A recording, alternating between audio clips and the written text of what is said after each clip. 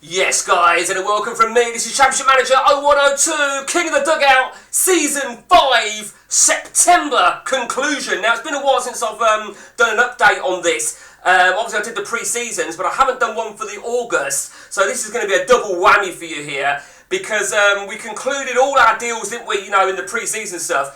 And what a fucking start it has been. I only did this, I think, was it yesterday or the day before?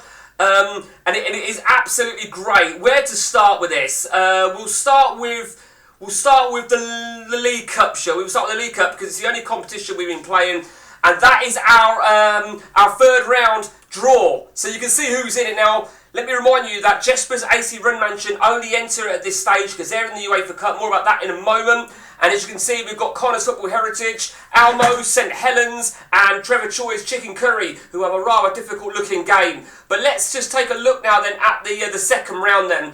Omish Rolling FC, Wayne, he went out to Coventry at the second round. St Helens eased through, we know. Sunday Strikers, Big Phil, eliminated. Connor did very, very well. Stuart Danton was eliminated to West Bromwich Albion. We know that Trevor Choi went through quite easily. Mark Rutgers was out to Blackburn Rovers. And I think we had a couple of people out in the first stage. Fritzl Palace, Lee Sharples, he was destroyed against Watford. Bit of an unfair scoreline, really, when you look at those stats, but he was out in the first round. And of course, Adu, Blasphemians, he was also eliminated at the first hurdle. But one thing I will emphasise or just reiterate, when a manager goes out on extra time or penalties, he is given prize money for a draw. So there was a little bit of a silver lining for Adu there. But in terms of, that's where we're at then, the third round of the League Cup. Meanwhile, let's go and have a look at the UEFA Cup. We've only gone through the first round, and you can already see there that Jesper's AC Run Mansion is through to the second round after a pretty straightforward pass through the first round against his Polish opponents. Liège, I think give credit where it's due. He won the second leg 1-0. Let's have a look at his stats. Yeah, with ease, and he won the first leg very, very convincingly in Poland. 3-0, look at that, dominating it. Okay, so, and he's making some serious money over there. Top of my head, 800 grand per UEFA Cup victory. So 1.6 million just getting through. And I think credit where it's due. Over to, let's take a look at the competitions now then. We'll make this a real quick one. The third division looks like this. Big Phil, Sunday Strikers, is top of the table, undefeated. Tell a lie. I made a mistake here. I said he was the only undefeated team, but he's not. You can see AI Southender undefeated, bit draw specialists. But you've got to hand it to Phil because he probably was many people's tipped maybe to make a top 7, but in these early stages, he's looking good. But don't let deja vu strike because he had a good start this time last year.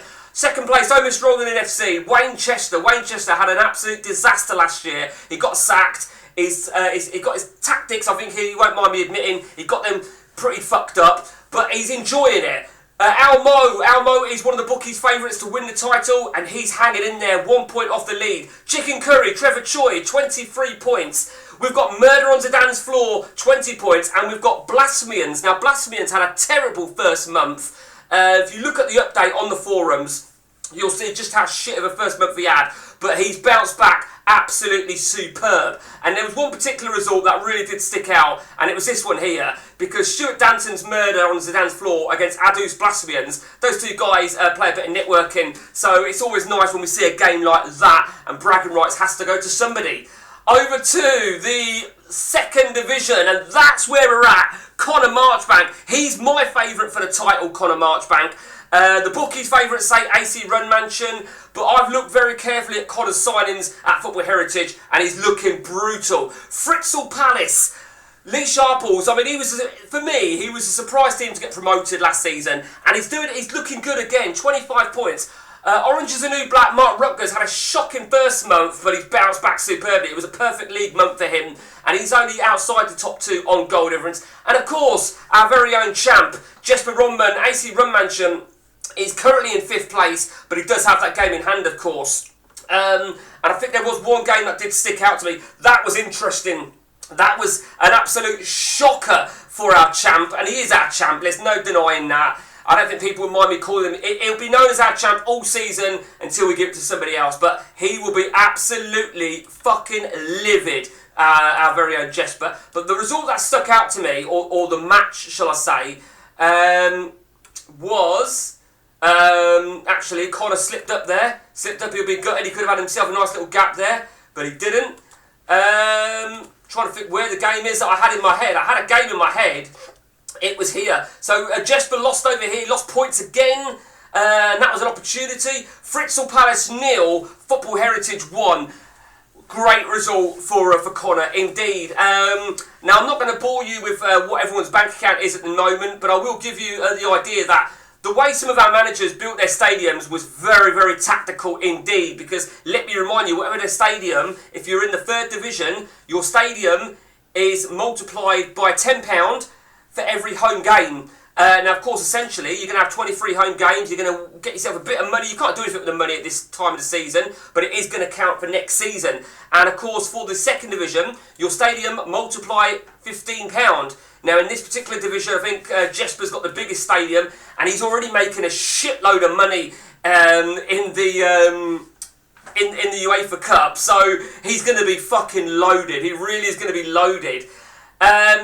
And a quick reminder here, guys, that for the benefit of our King of the Dugout managers, when you go for players, although it's not going to be until next season, there are a selection of players that are locked. They fall into the category of the PAs, in the wage, but they have to be locked, and that is players like Maximum Sigalko. He's a played example that he is locked until, I think we agreed, X amount of teams are in the second tier, Division 1. Because if these three all go up, and we allow these 3 guys to get the likes of Maximum Sigalko or whoever, it's going to be ridiculous, isn't it? But I think we need to probably make an announcement that the locked players, we're not going to disclose who the locked players are, because you might not realise a player is, you might forget a player and think, oh wow, I forgot about him. But you'll be told though, if you go for a player and he's locked, Sigalko is locked. Okay, that is a fact. Sigalko is a fucking game changer.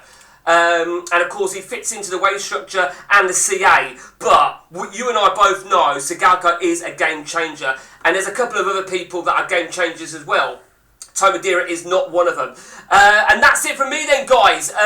King of the Dugout carries on another fine month. We've managed to clear 2 months in the best part of a week, and we're looking really, really good. Until next time from me, guys, it's take it easy.